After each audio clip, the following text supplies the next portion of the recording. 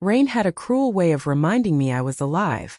It stung my skin, soaked my thin dress, and blurred the city lights until the world looked like a painting someone had cried over. My son's small hand clung to my shoulder, trembling.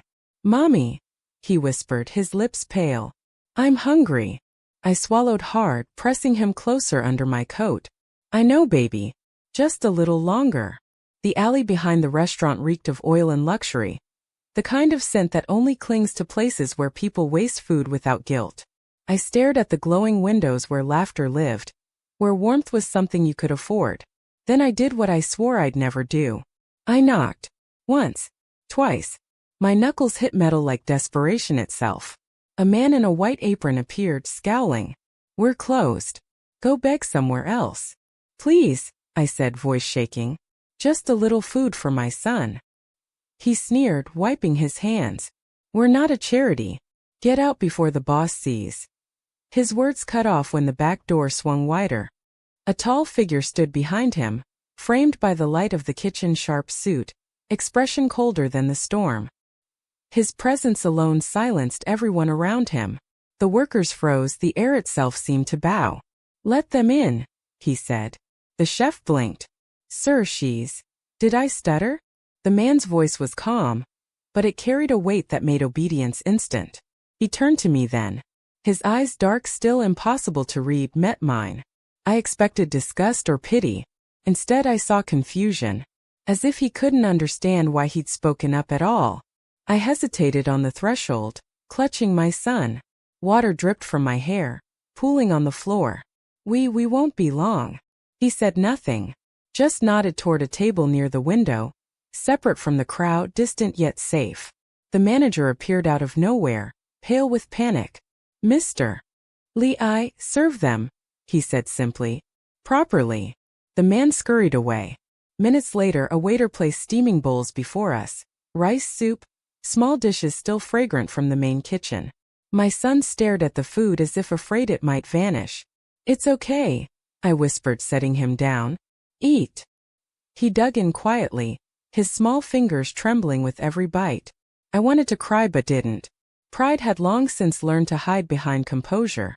Out of the corner of my eye, I could feel the man watching us. Standing by the window, his reflection fractured by the rain-soaked glass. He didn't sit, didn't speak, didn't even blink much. Just observed. When my son looked up mid-bite and smiled shyly at him, something flickered across his face, something I couldn't name. The silence between us was heavy, not cruel but unfamiliar. When we finished, I stood to thank him. "Sir, I'll find a way to repay." "Don't," he said softly, cutting me off. "It's just food." But his tone said otherwise, like he didn't believe his own words. He reached into his pocket, took out a black card and handed it to me. "If you need help, call this number." I shook my head. "We're fine. I just needed him to eat." His brow furrowed slightly, as if no one had ever refused him before. "You'd rather starve than accept help?" "I'd rather stand than kneel," I whispered. Something strange passed between us, a quiet respect or maybe surprise. I couldn't tell. Then the manager reappeared, holding a towel awkwardly. "Miss, your son's wet. You can..." But before he could finish, Mr. Lee took off his own jacket and handed it to me. It was still warm, the fabric smelling faintly of rain and cedar. "Dry him with this," he said. I froze. "Sir, I can't." "Just do it." He turned away then, staring out the window again. His reflection looked almost lonely against the city lights. As I wrapped my son in the jacket, I noticed something small in its pocket, a folded photograph worn at the edges. I didn't dare look closely, just tucked it back before he could notice. When I finally gathered courage to speak again, he was already walking toward the exit. "Thank you," I said softly. He paused but didn't turn. "Don't thank me," he murmured. "You might regret meeting me." The door closed behind him with a soft click, leaving warmth and confusion tangled in the air. I stood there for a moment, staring at the half-empty bowls, at my son sleeping against my chest. I didn't know what I just walked into, mercy, or something far more dangerous. Later that night, as I laid my son down in the corner of a shelter, his small hands clutching the edges of that black jacket, I thought about the man's eyes. Cold, precise, yet haunted. A man like that didn't help out of kindness. No, it felt more like obligation. As if some unseen debt had stirred inside him the moment he saw us. And still I couldn't stop wondering what pain could make a man look like that. Frozen, powerful, and utterly lost. Rain kept falling outside, whispering against the shelter windows. My son stirred in his sleep, whispering, "Mommy." The food was warm. I brushed his hair back and whispered, "Yes, baby." It was. But warmth was a dangerous thing for people like us. It gave hope, and hope had teeth. As I closed my eyes, one image kept replaying. That tall man by the restaurant window watching us through the storm. He didn't look like a savior. He looked like someone trying to remember what mercy felt like. And deep down I knew. This wasn't the last time our paths would cross. Morning light rarely felt kind. It crept through the cracks of the shelter window, pale and cold, brushing across faces that had long forgotten softness. My son was still asleep beside me, his tiny chest rising and falling beneath Mr. Lee's jacket, the only warmth we had. I ran my fingers along the fabric. It still smelled faintly of cedar and rain. I should have returned it, but how do you return something to a man who lives in another world? The other mothers in the shelter whispered as I folded our thin blanket. "That man last night," one said, her eyes curious. "They say he owns that restaurant." "More than that," another murmured. "He owns half the city." Li Jun, the coldest man in Shanghai. The one who sued his own brother? I didn't want to listen. Power had never been kind to people like us. I took my son's hand. "Come on, sweetheart. Let's get some fresh air." We stepped outside into the dull morning. The rain had stopped, leaving puddles that mirrored the gray sky. I thought maybe we could find breakfast at the soup stand nearby. But then I saw it. A black car parked by the curb. The kind of car that didn't belong anywhere near places like this. A man in uniform stepped out and opened the back door. "Mrs. Chun." My chest tightened. "Yes. Mr. Lee requests to see you." The words didn't make sense at first. "Mr. Lee." "Yes, ma'am." His tone was polite, but his eyes betrayed no emotion. "He said it's important." I looked down at my son. His fingers tightened around mine. "Mommy, are we in trouble?" "No, baby," I whispered, though I wasn't sure. "Not yet."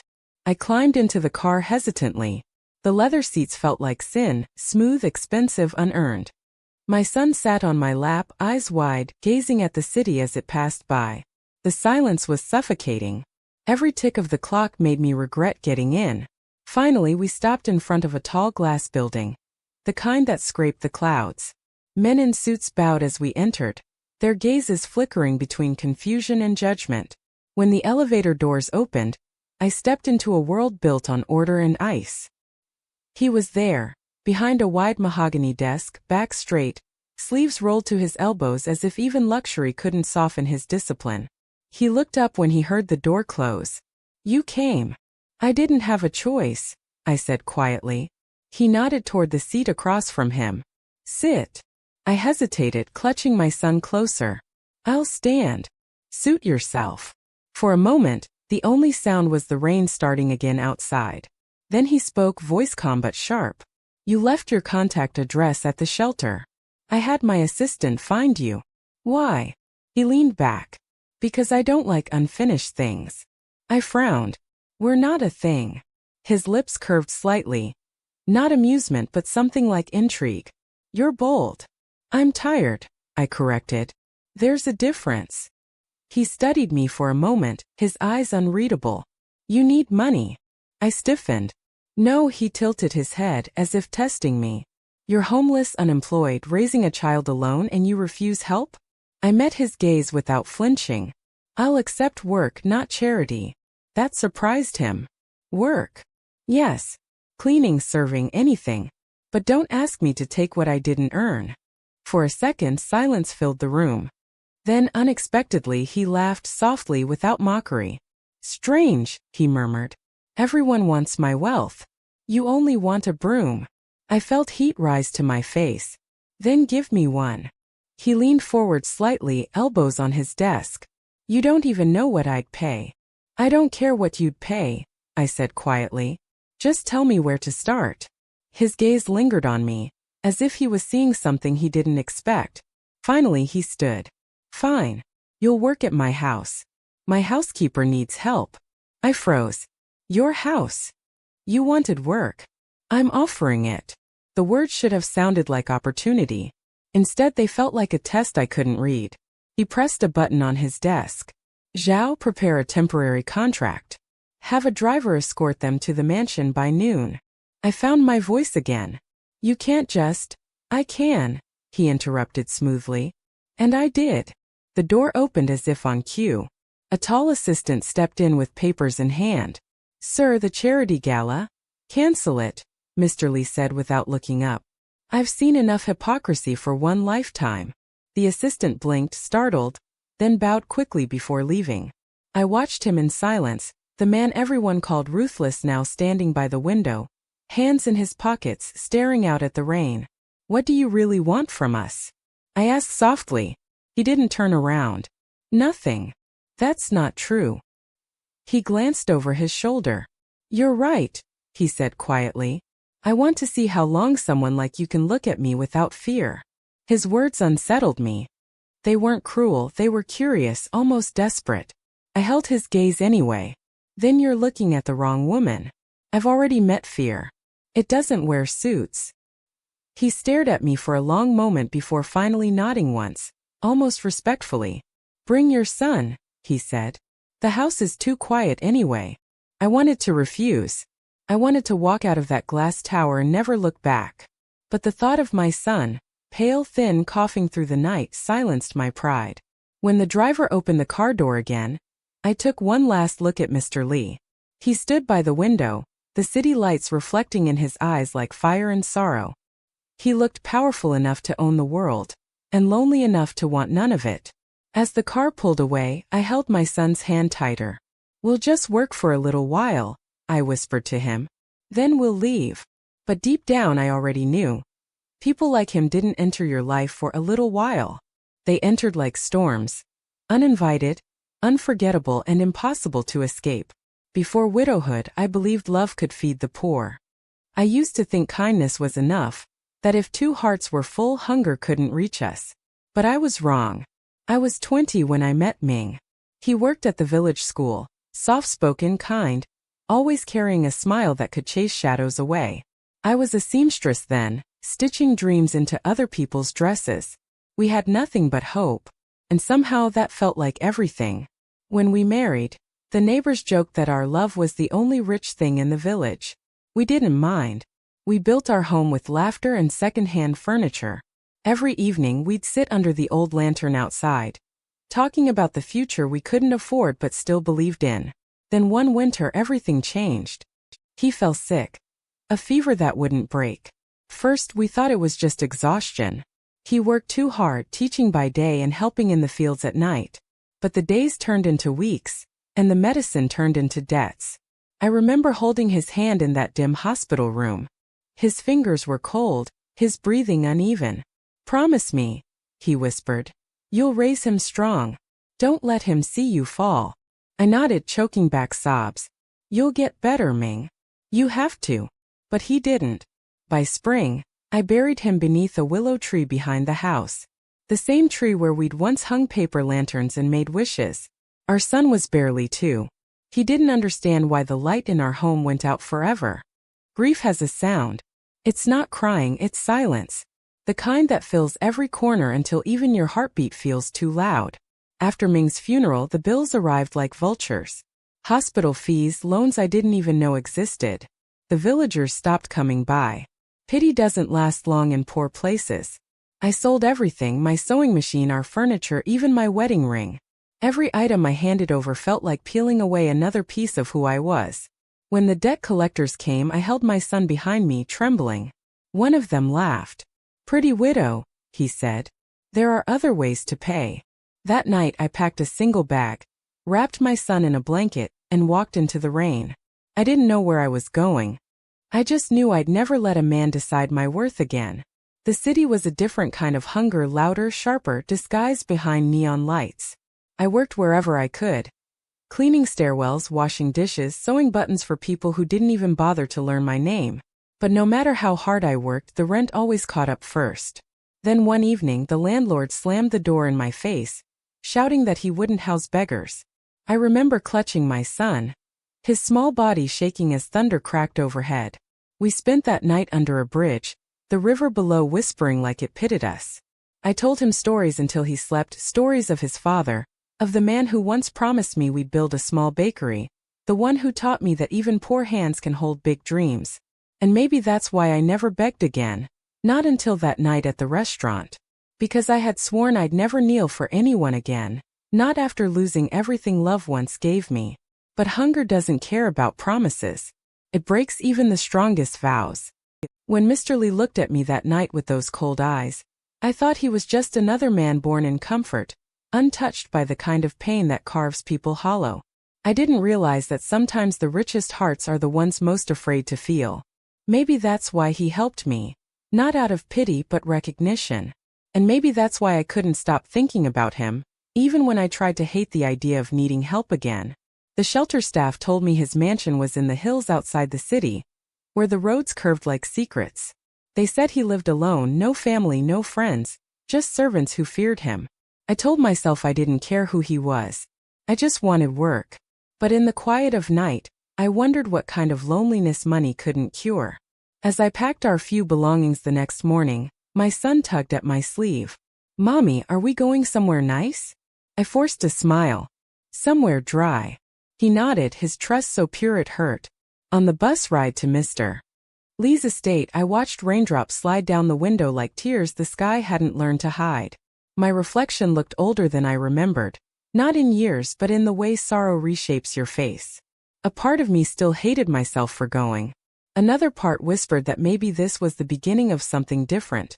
Not love, but survival wrapped in strange kindness. When we finally arrived, the mansion loomed before us, all glass and stone, elegant and lonely.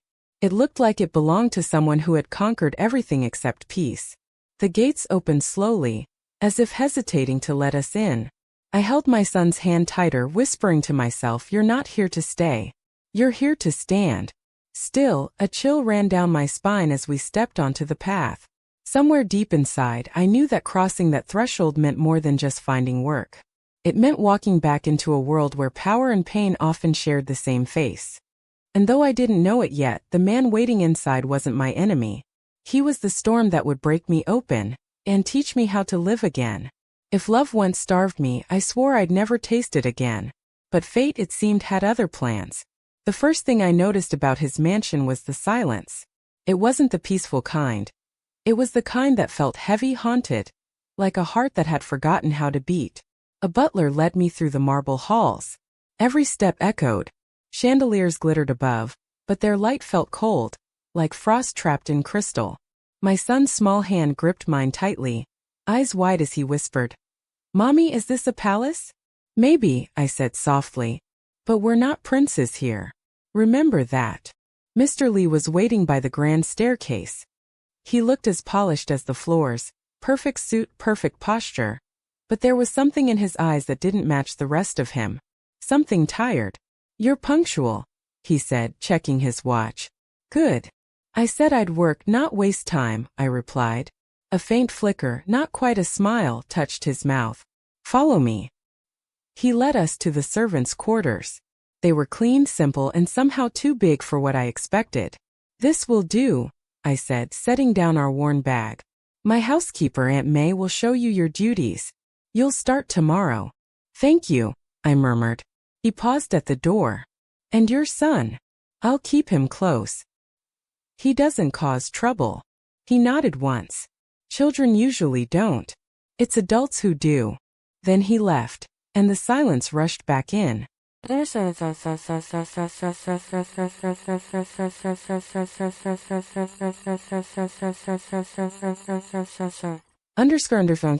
For the next morning, I began work before dawn, polishing silver, washing floors, dusting rooms that hadn't been touched in years. The house was beautiful but lifeless, a monument built by someone who didn't know what warmth meant. My son followed me everywhere, his laughter the only thing alive in that enormous place. He'd chase light beams through the corridors, giggling as if he could wake the house from its sleep. By noon, Aunt May found me wiping down the piano in the music room. She shook her head gently. Don't bother. He hasn't touched it since his sister died. I froze. His sister. She sighed. Years ago. Car accident. He blames himself. Since then he's turned to stone. I looked at the piano again. Its keys were spotless, untouched, like bones of a forgotten melody. And now he just lives alone? Aunt May nodded sadly. He works, eats, and stares at those windows. The world calls him cruel, but I think he's just empty. That word lingered in my chest. Empty. It explained so much. The silence, the coldness, the strange way he'd looked at me as if trying to remember how to feel.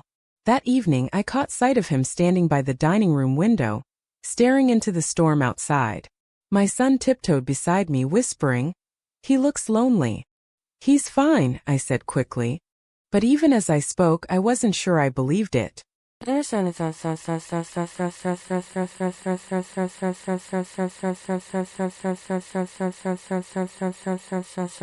Undershires turned into weeks. The routine became familiar. Mornings spent cleaning, afternoons chasing my son through the gardens, nights listening to rain against the glass walls. Mr. Lee kept his distance, but he always noticed things. If I coughed, medicine appeared on the counter the next morning. If my son outgrew his shoes, a new pair would arrive at the door without a word. He never admitted it, never looked at us directly when he helped. But kindness doesn't need witnesses to be real. One evening I found my son sitting on the staircase, crying softly. His wooden toy truck, the only thing left from his father, lay broken beside him. Before I could comfort him, a voice spoke from behind. "What happened?" It was Mr. Lee. My son sniffled. "It broke." Without another word, Mr. Lee knelt, in that expensive suit on the marble floor, and picked up the toy. He studied it like it was made of glass. Then he stood. "Come with me." He disappeared into his study, returning minutes later with a small toolkit. His hands moved with quiet precision, tightening screws, fixing splinters, aligning tiny wheels. I realized with surprise that he wasn't faking skill. He actually knew what he was doing. When he handed the toy back, my son's face lit up. "It works." Mr. Lee smiled faintly. "Toys shouldn't break so easily." My son looked up at him. "Thank you, Uncle Lee." The title slipped out naturally, innocent, uncalculated. He froze, the smile fading for a moment, then returned even softer. "You're welcome." From that day something changed. He started joining us at meals, at first awkwardly, sitting at the far end of the table as though unsure of the rules. My son talked enough for all three of us, describing his drawings, his dreams, the pigeons in the garden. And every time I'd catch Mr. Lee watching us, his expression caught somewhere between fascination and fear, as if happiness was a foreign language he was trying to relearn.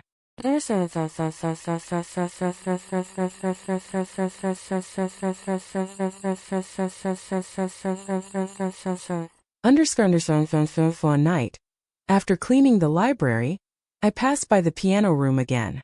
The door was open. Inside, the air shimmered with something unfamiliar sound. He was sitting at the piano, fingers hesitating on the keys. A single melody drifted through the room, soft and uneven. I stood quietly by the doorway. He didn't look up, but he knew I was there. "It was her song," he said, voice low. "My sister's. She wanted to be a pianist." I swallowed. "You play beautifully." He shook his head. "Not anymore." For a moment the only sound was rain tapping on the glass. Then he said quietly, "People think I'm heartless. But hearts, they just stop speaking when there's no one left to listen." I didn't know what to say. So I stepped closer and whispered, "Then maybe it's time you let someone hear again." He looked at me then, really looked. Something cracked in his gaze, something raw and human that the world had forgotten was there. And for the first time since I met him, I saw warmth flicker beneath the ice. When I left the room, I heard him start to play again, this time not her melody but something new. Later that night, I peeked into my son's room. He was asleep, his repaired toy truck clutched to his chest. I turned to leave and froze. There at the doorway stood Mr. Lee, watching quietly. His face was unreadable, but his eyes softened as he whispered, barely audible, Good night. I didn't answer. I just stood there, heart pounding, realizing that beneath the cold exterior, there was a man trying, perhaps without knowing it, to feel alive again. And that scared me more than his cruelty ever could. Because men who remember how to feel can also remember how to hurt. But that night, as rain whispered against the windows, I couldn't help but think, maybe not this one. Maybe this time the storm was finally learning how to heal. It started quietly, like all miracles do. One morning when I came down to prepare breakfast, he was already there. Mr. Lee, in the same black suit, tie undone, sleeves rolled, standing awkwardly in front of the stove. The scent of burnt toast filled the air. I blinked. You cook now? He didn't look up. I tried. The toaster disagreed. A laugh escaped me before I could stop it. He glanced at me then, just long enough for me to see something strange flicker across his face, as if he wasn't used to hearing laughter that wasn't mocking or polite. Sit, he said. You do too much. Let the chef handle breakfast. I'm the help, I replied. This is my job.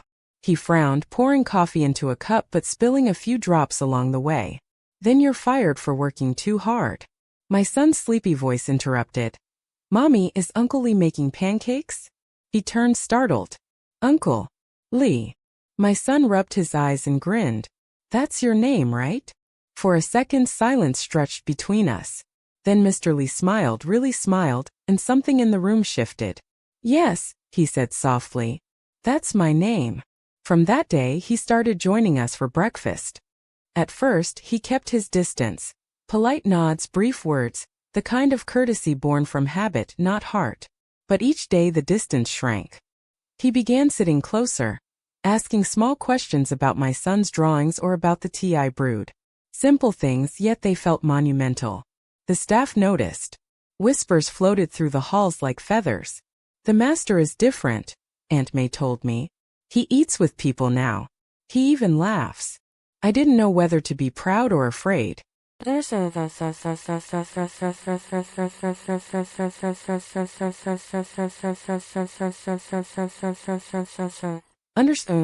One afternoon, while dusting the grand hall, I overheard two maids gossiping near the staircase. Can you believe she's still here? A widow with a child. Shoo. He'll hear you. I heard he gave her a room in the west wing. Alone. Imagine what people will say. Their words stung, but I kept walking. People will always find something to poison. Still, when I saw Mr. Lee that evening, I couldn't bring myself to meet his eyes.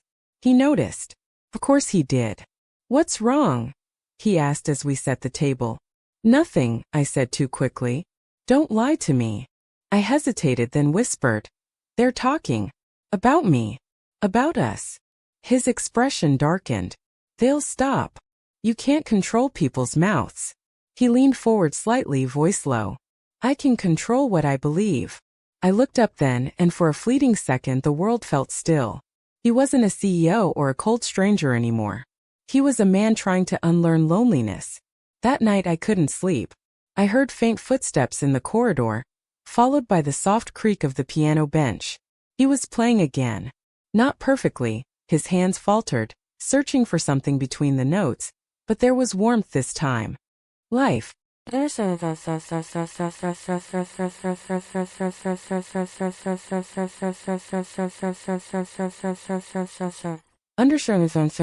Days passed, each one gentler than the last. He began taking small breaks from his endless work to join us in the garden. My son adored him. They'd feed the koi fish together, or build tiny forts out of sticks and stones.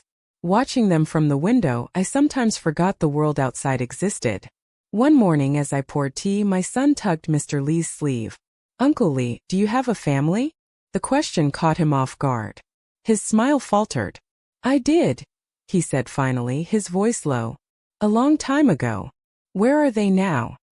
He looked out the window where sunlight danced through the trees and said quietly, in a place where there's no pain. My son nodded thoughtfully, the way only children can. Then they're happy. For a long moment Mr. Lee didn't move. Then he reached out and ruffled my son's hair, his gaze soft. Yes, maybe they are. When he left for work that day, I found him standing by the doorway, still lost in thought. Something about the way he looked at the light, like he was trying to memorize it, stayed with me all afternoon.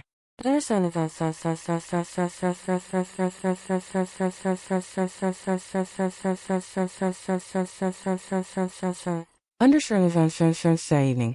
As I cleared the dishes, he entered the kitchen. Do you ever rest? I smiled faintly. Rest feels like a luxury. He tilted his head. Then maybe I should start giving you some. I don't need favors, sir. He frowned at the word sir. You've been here for weeks. Stop calling me that. Then what should I call you? He hesitated. Li Jun. The name rolled off my tongue, unfamiliar yet strangely intimate. All right. Li Jun. He looked at me then, really looked, and something in his eyes softened like melting glass. You said it like you meant it.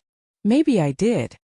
He smiled, small, hesitant, and turned away before I could read more into it. But that smile stayed in my mind long after he was gone.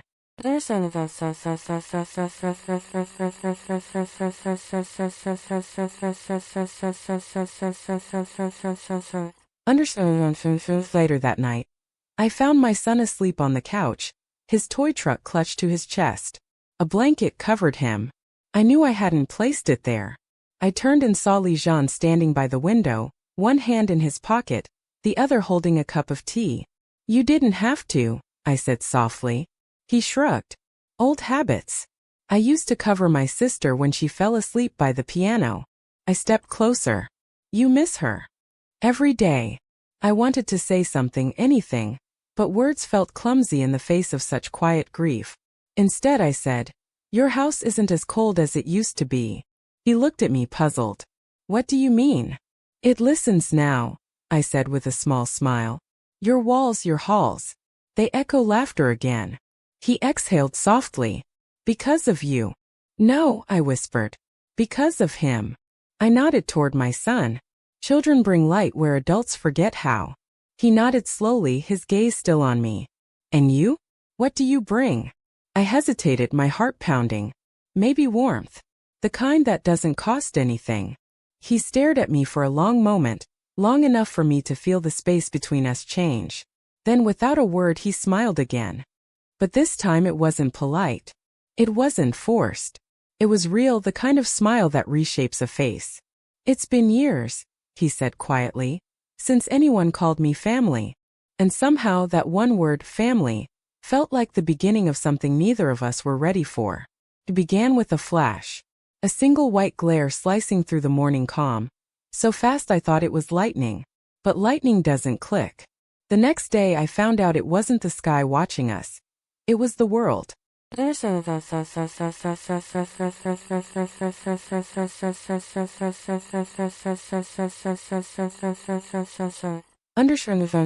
We were having breakfast together. Something that had slowly become our ritual. My son was showing Li Jian a messy drawing of our family.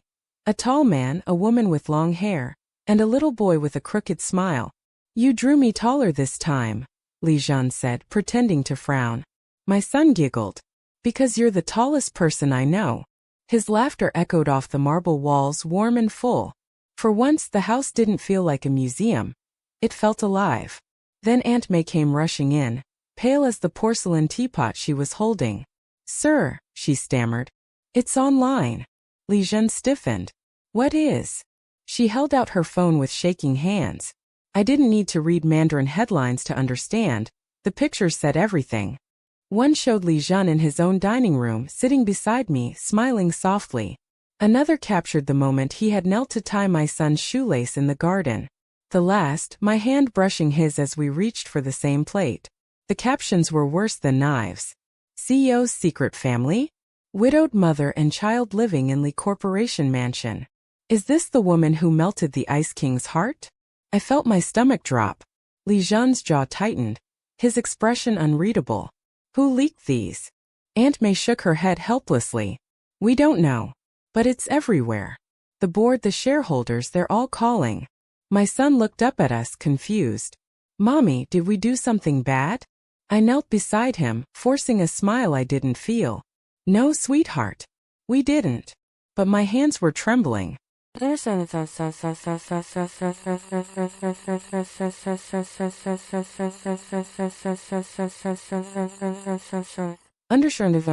Try noon. The mansion was surrounded by cars and flashing lights. Cameras glared from behind the gates. Voices shouted our names. I hid in my room, clutching my son as the noise outside grew louder. Why are they yelling, Mommy?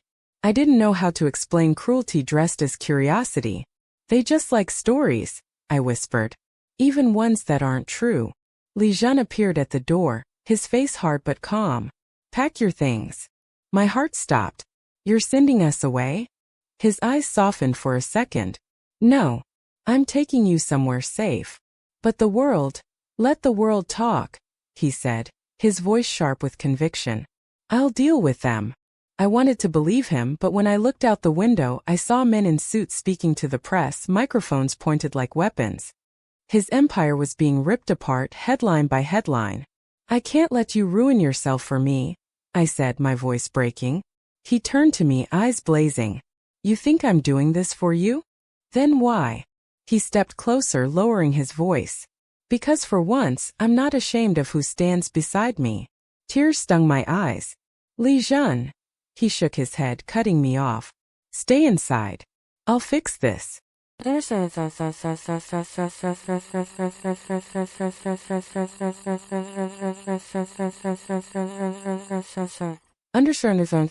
The press conference was held that afternoon.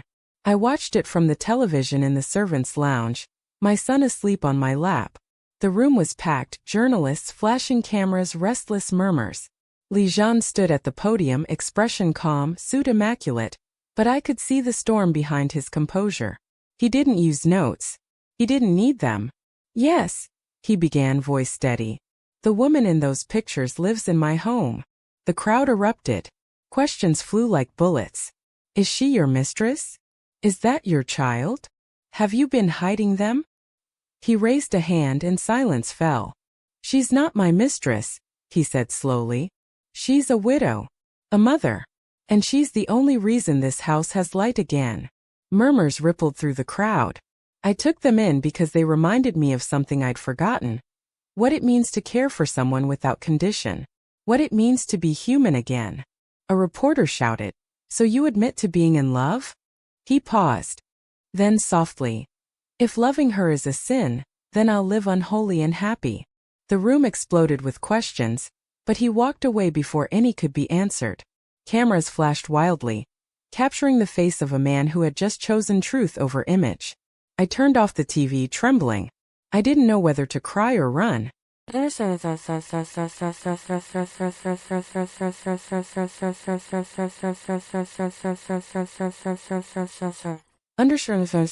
When he returned that night, he looked exhausted. His tie hung loose, his eyes shadowed.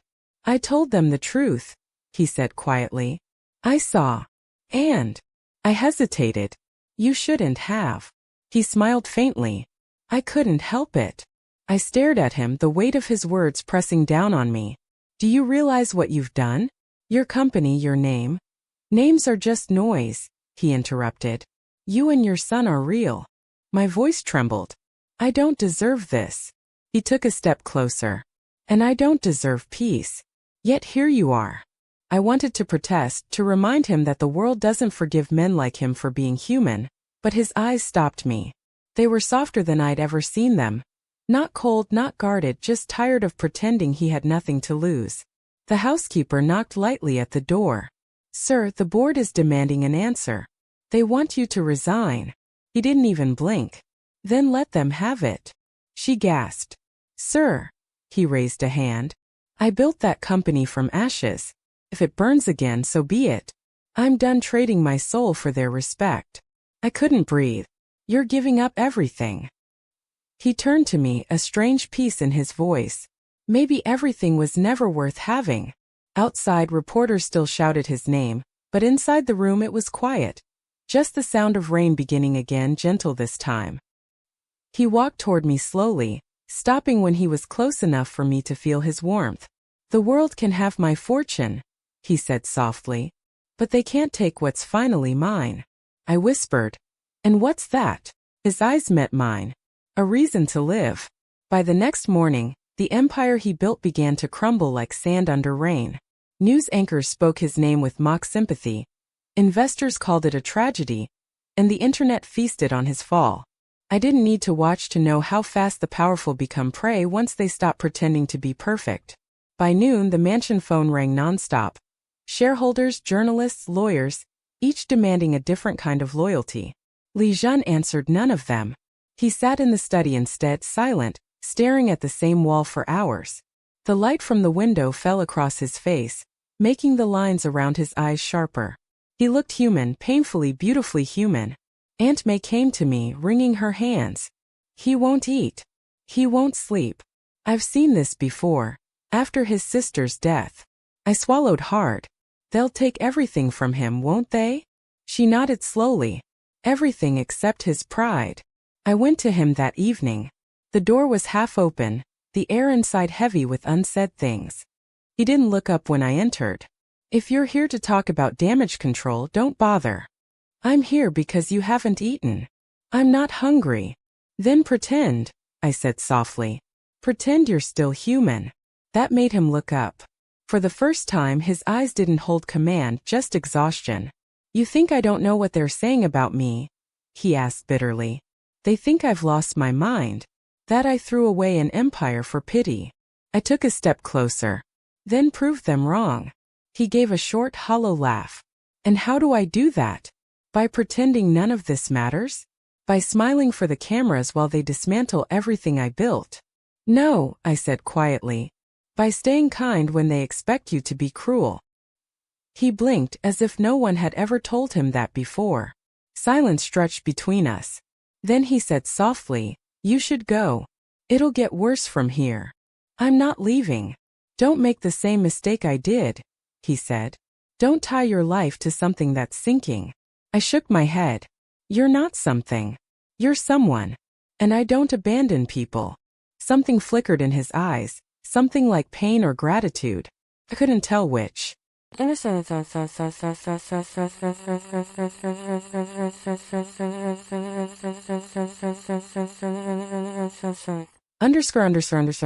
the next day, the board of directors arrived.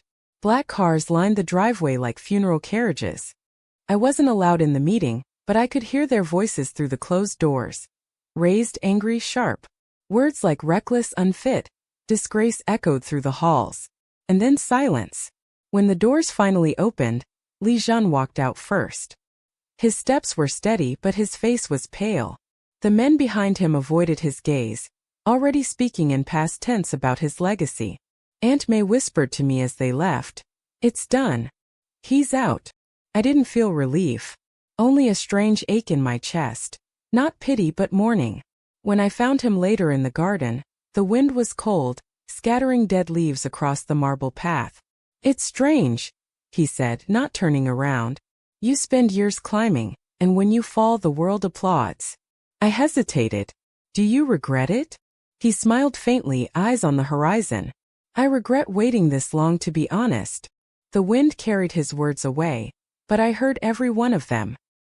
He turned to me then, hands in his pockets. "They'll take the mansion next. Everything's being liquidated. Then we'll go before they do," I said. "We." I nodded. "You once told me your house was too quiet.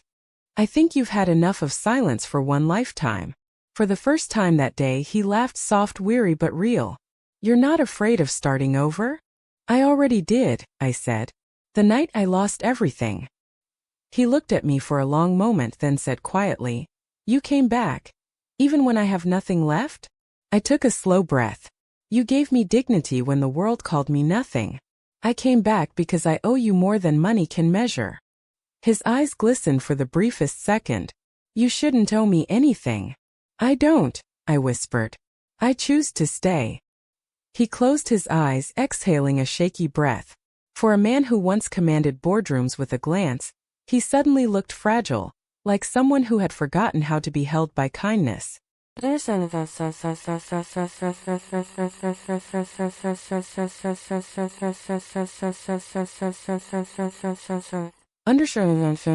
Night. I found him in the living room, surrounded by boxes. He was packing, slowly, methodically, as if erasing himself from his own story. I knelt beside one of the boxes and began folding clothes silently. He looked startled. "What are you doing?" "Helping." "I don't need help." "Maybe not. But you need company." He stared at me for a moment, then looked away. "You really don't understand what I've lost, do you?" "Maybe not," I said. "But I know what you've found." He frowned. "And what's that?" "A reason to start again." He went still, his jaw tightening. "You make it sound so easy." "It isn't," I said softly. "But I've lived through worse storms than this one. And you've never had to walk through one alone, have you?" He didn't answer. He just looked at me, really looked, as if trying to find the part of me that still believed in things he no longer did. Finally, he said, "Tomorrow the house will be gone." I smiled faintly. "Then tomorrow we'll wake up somewhere else." "Where?" "Wherever there's enough sky left to breathe." He gave a quiet laugh, low, disbelieving. "You make ruin sound poetic." "Maybe ruin is," I said. "Sometimes it's just the world's way of clearing space for something better." When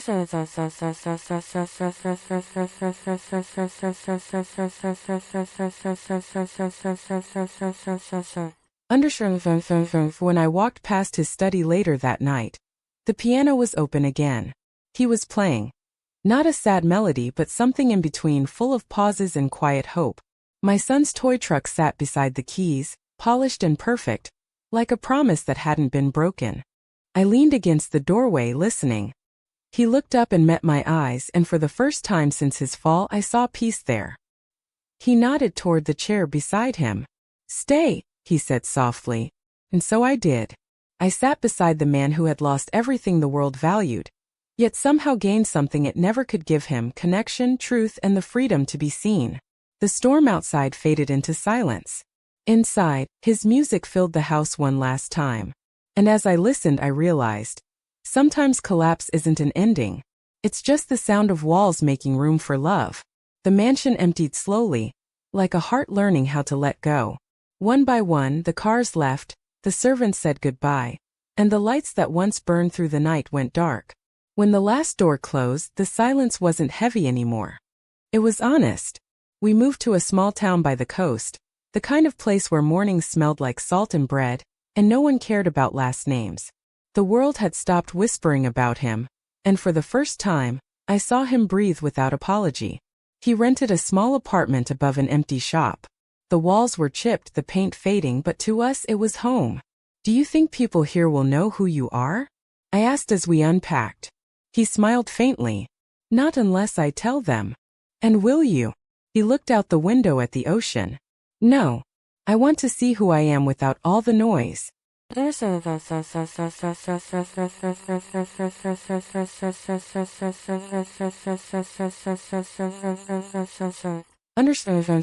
Within weeks, the little shop downstairs became a cafe. It wasn't grand, just 3 tables, a small counter, and the smell of freshly baked bread that lingered through the alley. I handled the kitchen, and Lijean handled the books, though I often caught him wiping flour off his sleeves like a child pretending not to care. My son helped too. He painted a crooked sign that said Sunrise Cafe. The name made sense. After all, we were starting over. On our first day, no one came. On the second, an old fisherman stopped by for coffee and stayed to talk about the weather. On the third, a group of schoolchildren came for buns. By the end of the week, laughter filled the cafe. And every time I saw Lijean smile at a customer, it felt like sunlight hitting a house that had been locked in winter. One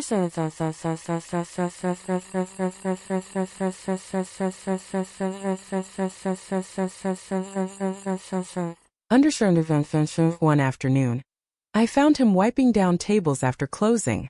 The sunset spilled gold through the windows, painting his face softer than I'd ever seen it. "You're different here," I said. He glanced up, eyebrow raised. "Different how?" "Calmer. Happier." He smiled faintly. "Maybe power isn't in owning people or buildings. Maybe it's in being able to sit quietly and still feel full." I watched him for a moment, then teased, "You sound like a poet now." He chuckled, the sound low and warm. "Don't tell the board of directors." We shared a small laugh, but beneath it, I felt something deeper stirring. Something fragile, dangerous, and real. That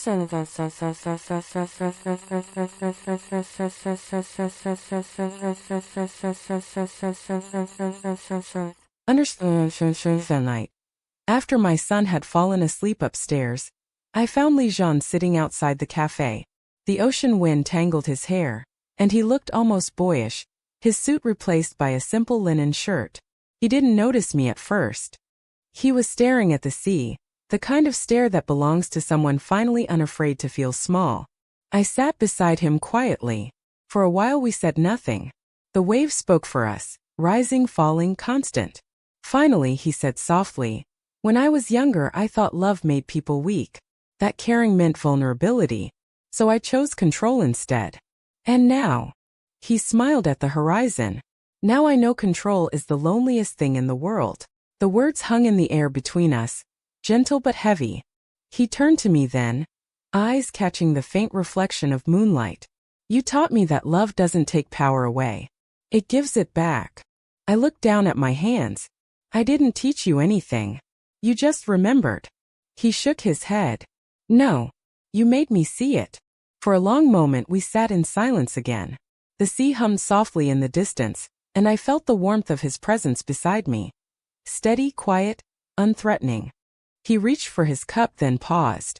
"I was lonely in palaces," he said finally. "Now I'm rich in sunlight." His voice trembled slightly, like confession wrapped in gratitude. Something inside me softened, not because of the words but because of the truth behind them. I turned to him and whispered, "You're not the only one who was lonely." He looked at me then, really looked. And in that moment there were no titles, no debts, no walls left standing between us. Just two people who had been broken differently, finding the same rhythm and survival. The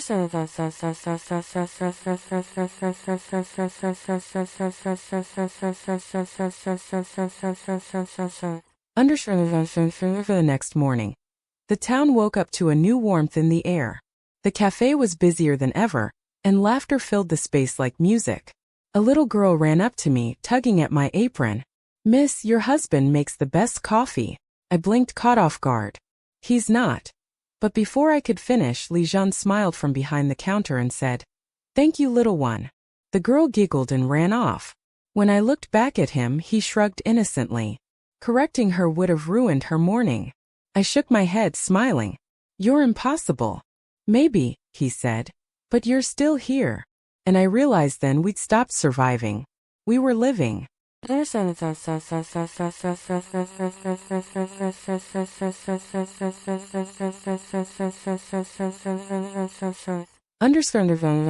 that evening, after closing, we sat on the steps outside, watching the last customers disappear down the street. He handed me a cup of tea. "Do you ever think about the mansion?" "Sometimes," I admitted, "but it feels like another lifetime." He nodded. "I don't miss it." "What do you miss then?" He smiled faintly. "The sound of your son's laughter in those cold halls." That's when I realized I wasn't dead inside anymore. I felt tears threaten, but I blinked them away. "You were never dead, Lijon. You were just waiting to be seen." He looked at me, the softness in his gaze enough to melt every wall I'd built around myself. For the first time I didn't look away. The street lamps flickered above us, and the night hummed with quiet acceptance. There was no grand confession, no dramatic touch, just two tired souls sharing tea and peace under a forgiving sky. And somehow that felt more sacred than any love story I'd ever imagined. He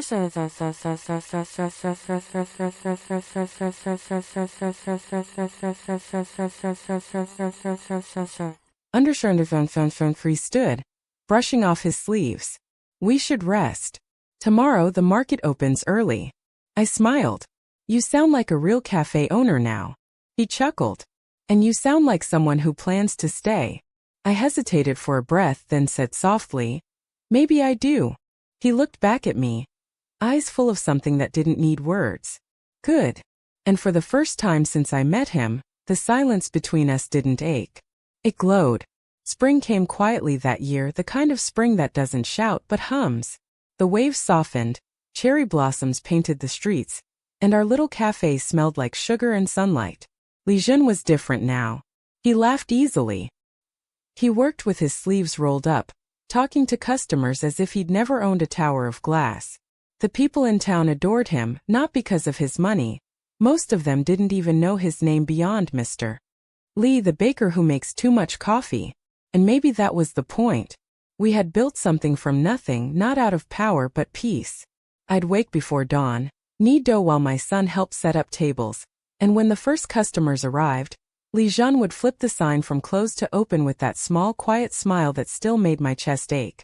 Sometimes I'd catch him watching me while I worked. Not possessively, not out of pride, just softly, as if he still couldn't quite believe I was real.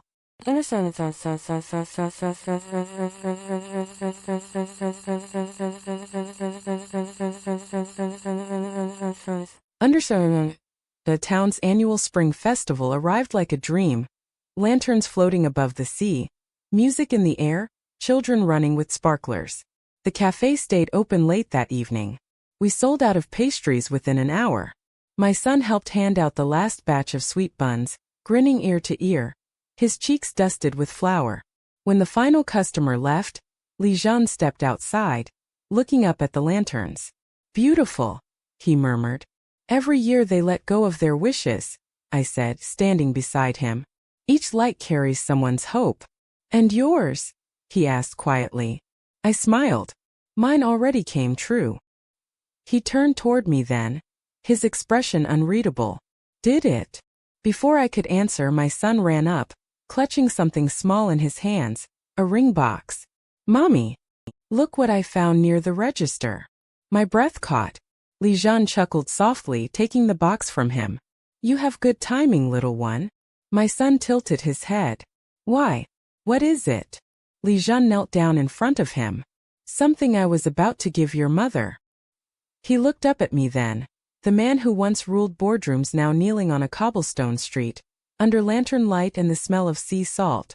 May, he said softly, when I lost everything I thought that was the end of my story. But then I met you, and you showed me that love doesn't rebuild empires. It rebuilds people. Tears burned my eyes. Li Jean, he opened the box. Inside was a simple silver band. Nothing ornate, just a promise shaped into metal. I can't give you palaces or promises written in wealth, he said. But I can give you mornings that smell like bread and nights that sound like laughter. I can give you peace if you'll have me. For a moment the world seemed to stop. The music faded, the crowd's laughter turned distant, and all I could hear was my own heartbeat. I wanted to say yes. Every part of me wanted to. But I hesitated, not out of doubt but fear. Fear of happiness that felt too fragile to touch. Fear that this peace was something I didn't deserve after everything I'd lost. He must have seen it in my eyes because his smile turned tender. I'm not asking for perfection, he said. I'm asking for a chance to grow old beside you, even if all we ever own is this little cafe. Then unexpectedly my son spoke, his small voice steady as the sea. Mom, he's already my hero. Li Jean looked at him, startled. Hero? My son nodded seriously. You fixed my toy. You made Mommy smile again. That's what heroes do. And just like that, the fear dissolved. I laughed through tears, covering my mouth as the sound escaped. You too, I whispered. You're impossible. Li Jean smiled, his voice barely above the wind. Then say yes, so we can stay impossible together. My son tugged at my sleeve. Mommy, say yes. And before I even realized it, I did. I nodded, unable to speak, and the moment I did, the crowd nearby began to cheer, strangers clapping as if the night itself approved. Li Jean slipped the ring onto my finger, his hands trembling slightly. It fits, he whispered. Because it was meant to, I said softly. He stood and I fell into his arms, not like a fairy tale princess, but like a tired soul finding the place it belonged. For the first time I didn't feel broken or small or lost. I felt found.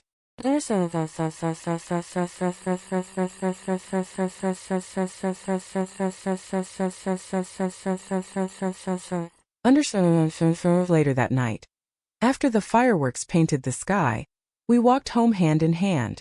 My son skipped ahead, chasing the last glowing lantern as it floated toward the sea. Li Jean glanced at me, his expression serene. Do you ever think about how strange fate is? All the time. He smiled faintly. If someone told me that the woman who begged for food in an alley would become the person I couldn't live without, I would have laughed. And now? He squeezed my hand gently. Now I think maybe fate was always wiser than I was. I leaned against him, resting my head on his shoulder. Fate didn't do this.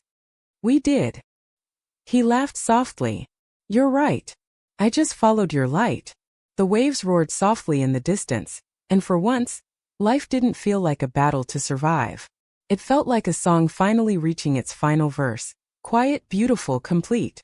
As we reached the cafe, I turned back one last time. The lanterns drifted higher, 100 small suns carrying wishes into the dark. And I knew deep down that mine was already answered.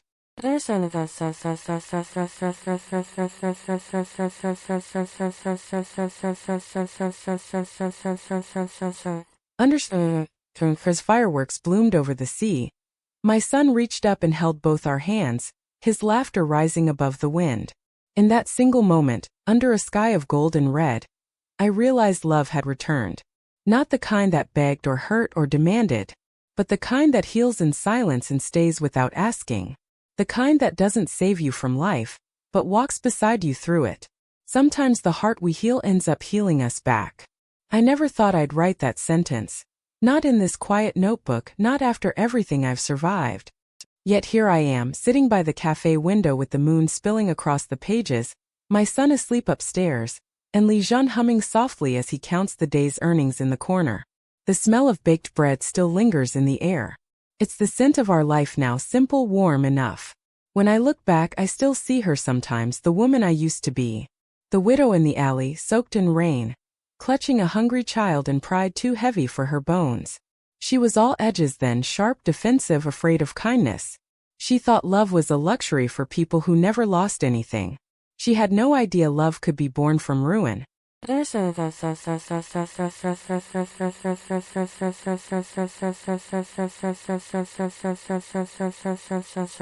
Understand, the world never stopped being cruel. It just stopped deciding who I was.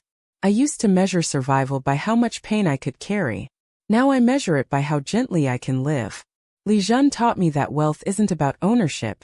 It's about peace. The man who once commanded skyscrapers now kneels to help my son with his homework, his sleeves rolled up, his laughter echoing through these tiny rooms.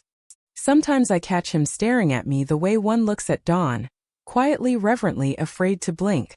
He doesn't wear his suits anymore. He wears humility, and it fits him better than anything money ever bought. And I, the woman who once begged at strangers' doors, have learned that dignity isn't lost when you fall. It's reborn when you choose to rise without bitterness.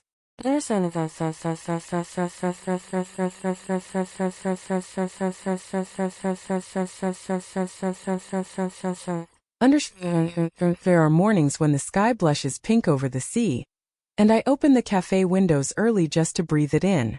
Children run by, calling out good morning. Fishermen stop for tea. And I watch Li Jean wipe the tables, humming off-key, pretending not to see me watching him. Sometimes the ordinary feels sacred. When customers ask how long we've been married, I smile.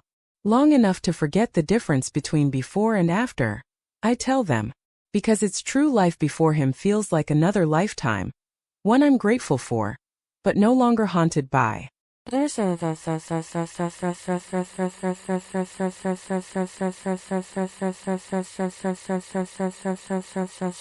Understand, the cafe is quiet. Lanterns sway outside, and rain taps gently against the window pane. Li Jean closes the register and joins me at the table. He looks at my journal and smiles. Writing again? Just a little, I say. For memory. He pours me tea the way he always does, careful, steady, as if he's afraid to spill even a drop of warmth. After a while he asks, "Do you ever miss the city?" I shake my head. The noise, yes. The loneliness, no. He nods thoughtfully. I used to think power was freedom. But freedom is this, hearing your son laugh without wondering who's watching. I smile. Freedom is this, I echo. Knowing we'd still have each other even if tomorrow we had nothing. He reaches across the table, his fingers brushing mine. For a moment we just sit there, two survivors of different storms, holding on to the same calm.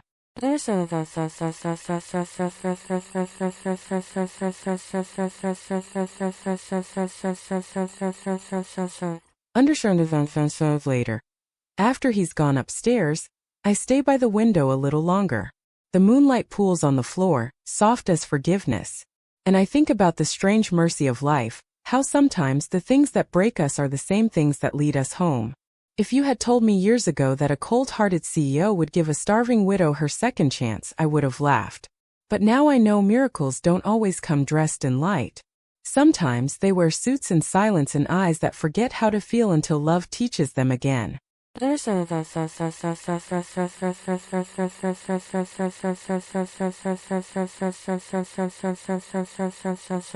Understand glance at my ring.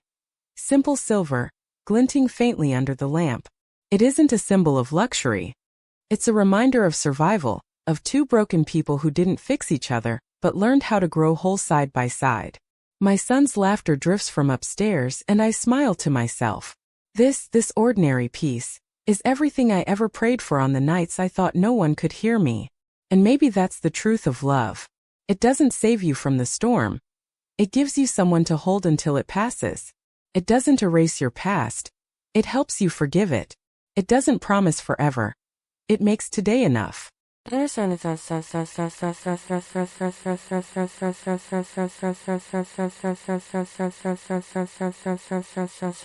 Understand that was my story. The story of how a widow begging for food found warmth in a man who once forgot what warmth meant. The story of mercy becoming love, and love becoming home. If you've ever found kindness in someone who seemed unreachable, if you've ever been touched by grace in the middle of despair, maybe you've already met your miracle too. And if my story found a place in your heart tonight, don't forget to share yours someday. Because sometimes that's how light travels, from one healed heart to another.